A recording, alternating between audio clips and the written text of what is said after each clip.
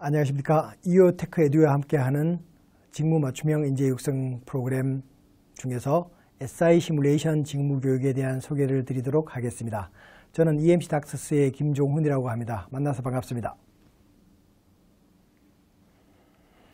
먼저 저에 대해서 간단하게 소개를 드리면 저는 1996년부터 SI, PI, EMC 대책 설계에 대한 연구 활동을 계속하고 있고요. 지금까지 연구 활동과 교육 활동을 지속적으로 계속해 오고 있습니다. SI 시뮬레이션 직무에 대해서 얘기하기 전에 먼저 SI에 대한 정의를 내려야 하는데요. SI는 시그널 인테그리티의 준말이고 우리말로 하면 신호 무결성이라고 얘기를 합니다. 신호 무결성이라고 한다면 송신단, 여기 드라이버에서 리시버까지 신호가 잘 전송될 수 있도록 신호가 왜곡되지 않고 손실도 없이 이렇게 잘 전송하는 그런 기술들을 SI 시그널 인테그리티 기술이라고 얘기를 합니다. 하면은 요 드라이버에서 보낸 신호가 리시버까지 잘 전달하는 게 중요하죠. 예를 들어서 1, 0, 1, 1, 0, 0 이런 신호를 보낸다면 요 리시버에서도 마찬가지로 1, 0, 1, 1, 0, 0 이런 데이터가 이렇게 나와줘야 되는데요. 이제 데이터 렛이 좀 빨라지게 되면 신호에 손실도 생기고요. 그 다음 또 왜곡도 생기게 됩니다. 예를 들어서 손실이 생기게 되면 요 폭이 약간 더 작아지게 되고요. 그 다음 이게 길게 되고, 그 다음 왜곡이 되면 이게 디스토션 같은, 링잉 같은 것들도 이렇게 생기게 되고요. 이런 형태의 파형들이 나오게 되게 됩니다. 이렇게 이런 구조에서는 여기는 확실히 1, 여기는 0 이런 형태라서 1, 0이 정확하게 전송이 되는데 이렇게 되면 여기를 1, 여기를 0이라고 인식을 해야 되는데 정확하게 인식 못할 수 있죠. 여기는 1, 1이라고 하겠지만 여기를 과연 0이라고 인식하겠느냐, 요거 때문에 인식 못할 수도 있죠. 이제 이렇게 한 번씩 인식 못하게 되면 데이터 전송 오류가 발생하게 되고요. 그렇게 되면 시스템이 정상적으로 잘 동작하지 않는 그런 상황이 만들어지게 됩니다. 그래서 SI는 드라이버에서 보낸 신호가 리시버까지 잘 전송하는 그런 기술을 SI 기술이라고 얘기를 합니다. 자, SI 기술 관련된 직무가 어떤 것들이 있냐고 살펴보면 먼저 SI 시뮬레이션 직무가 있고요. 그 다음 측정, 그 다음 디자인 리뷰 이런 직무들이 있습니다. 시뮬레이션 말 그대로 시뮬레이션 통해서 SI 특성을 예측하고 그 다음 개선하는 이제 이런 것들이고요. 그 다음 측정을 통해서 주로 검증하는 이제 그런 프로세스가 되게 됩니다. 그래서 시뮬레이션과 측정을 다 하게 되면 그 다음 이제 디자인 리뷰를 해서 PCB 발주를 그대로 나가도 되는지, 이런 보드 설계가 정상적으로 잘 되어 있는지, 이제 그런 관점에서 또 평가를 내리게 되겠죠. 자, 그렇게 하다 보면 이제 이런 일들이 SI 일인데요. 이런 일들을 이제 계속 이렇게 하다 보면은 어떻게 조금 더 효율적으로 SI 업무를 할 수 있을까라는 SI 업무 효율화라는 그런 업무조차도 SI 관련된 업무라고 얘기할 수 있습니다. 자, 그러면 SI 시뮬레이션 직무에 대한 정의를 내려본다 그러면 시뮬레이션은 말 그대로 이제 서킷 시뮬레이션 통해서 여기 드라이버와 채널과 리시버 이 중에 어느 하나가 없어도 안 되고요. 이제 드라이버와 리시버 없이 채널만 가지고 얘기하기가 조금 어려움이 있습니다. 그래서 드라이버와 리시버까지 다 포함하는, 채널까지 다 포함하는 전체 신호 전송 시스템에서의 시뮬레이션을 해야 되고요. 시뮬레이션을 통해서 전압과 전류의 파형과 스펙트럼을 예측을 합니다.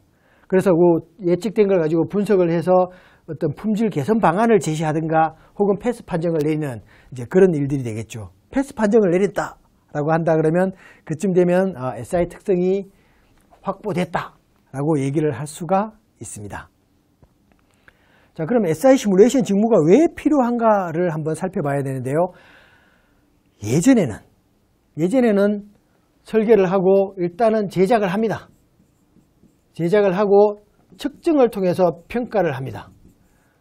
그리고 다시 측정을 통해서 좋은 결과가 나오면 그대로 양산이관하는 거고요.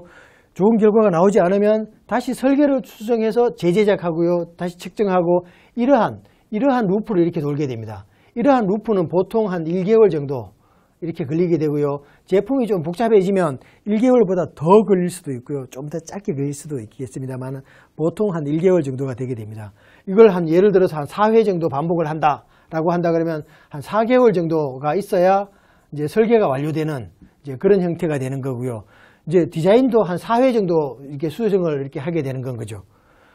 자, 그런데 이제 시뮬레이션, 우리가 일하는 제품 개발하는 프로세스를 설계해서 제작하기 전에 설계, 디자인된 걸 가지고 시뮬레이션을 통해서 평가를 한다면, 그렇다고 한다 그러면은 요 개발 기간을 우리가 여기서 4주씩 걸리든 거의 1개월 걸리든 그런 시간들이 수시간 정도에서 한 수일 정도로 이렇게 단축시킬 수가 있습니다. 그러면 우리가 굉장히 여러 번 설계를 수정할 수 있겠죠. 아주 여러 번 정도 이렇게 설계를 수정해서 그 다음에 시뮬레이션을 통해서 평가하고 설계를 수정하고 평가하고 이런 식으로 이렇게 설계를 할 수 있습니다. 그러면 이제 설계 완료되는 데까지는 보통 한 1개월 정도가 이렇게 소요가 되고요. 그 다음 제작하고 이제 투입 평가까지 한다 그러면 뭐 1개월보다 조금 더 걸리겠죠. 그죠? 이제 그런 정도만에 이렇게 제품 개발을 완료할 수가 있습니다. 시뮬레이션 결과는 여기서 말하는 측정 결과와 비교적 잘 맞습니다. SI 시뮬레이션 같은 경우에는 특히 더 잘 맞는데요. 그 얘기는 뭔가 하면 측정을 해보지 않고 시뮬레이션만 가지고도 이게 패스될 건지 페일될 건지 평가할 수 있다는 그런 의미가 됩니다. 그래서 시뮬레이션을 통해서 이렇게 수정을 한다 그러면 기간도, 제품 개발하는 기간도 4개월에서 훨씬 더 줄일 수가 있고요. 그렇다 그러면 또 시뮬레이션에서 이미 성능이 거의 확보된 걸 예측하기 때문에 한번 제작한 게 그대로 이렇게 한번 제작한 것들이 그대로 수정 없이 프로토타입이 그냥 그대로 양산 제품으로 바로 이렇게 넘어갈 수 있습니다. 그 얘기는 뭔가 하면 결국은 한 번의 제작만으로 제품 개발을 완료할 수 있습니다. 이걸 원타임 석세스라고 부르기도 하고요. 원샷 콜이라고 부르기도 합니다. 개발 기간을 또 줄일 수가 있고요. 그리고 여기서 설계 수정을 여러 번 할 수 있습니다. 그래서 설계를 좀 더 최적화할 수 있기 때문에 설계 품질도 높일 수가 있고요. 이렇게 여러 번 돌리면서 좀 불필요한 것들을 설계에서 배제한다 그러면 설계에서 원가 절감도 가능합니다. 또 요 분석 시간이 짧기 때문에 어떤 예기치 못한 불량이 발생했을 때 불량 분석 시간도 짧게 불량 분석을 할 수가 있습니다. 그만큼 빠르게 고객 대응을 할 수도 있게 되는 건 거죠. 이런 관점에서 본다 그러면 SI 시뮬레이션 프로세스를 도입한다 그러면 이제 굉장히 많은 장점들이 있죠. 개발 기간도 짧아지고요. 품질도 좋아지고 원가 절감하고 고객 지원까지도 할 수 있기 때문에 SI 시뮬레이션 직무는 제품 개발에 있어서 꼭 필수적인 그런 프로세스라고 할 수 있겠습니다. 자, 그러면 SI 시뮬레이션 직무를 할 때 SI 시뮬레이션은 실제로 어떤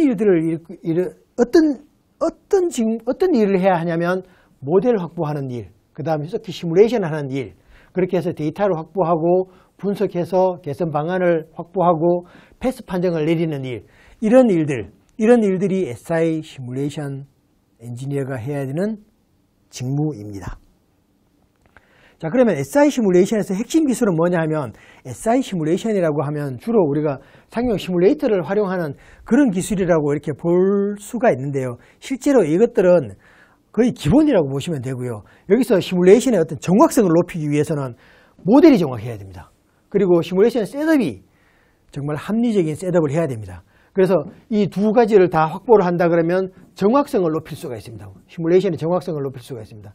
그러면 판단에 대한 어떤 판단을 내가 시뮬레이션해서 패스 판정을 내렸을 때 그 패스 판정이 정말 틀리지 않았을 확률이 점점 더 높아지는 건 거죠.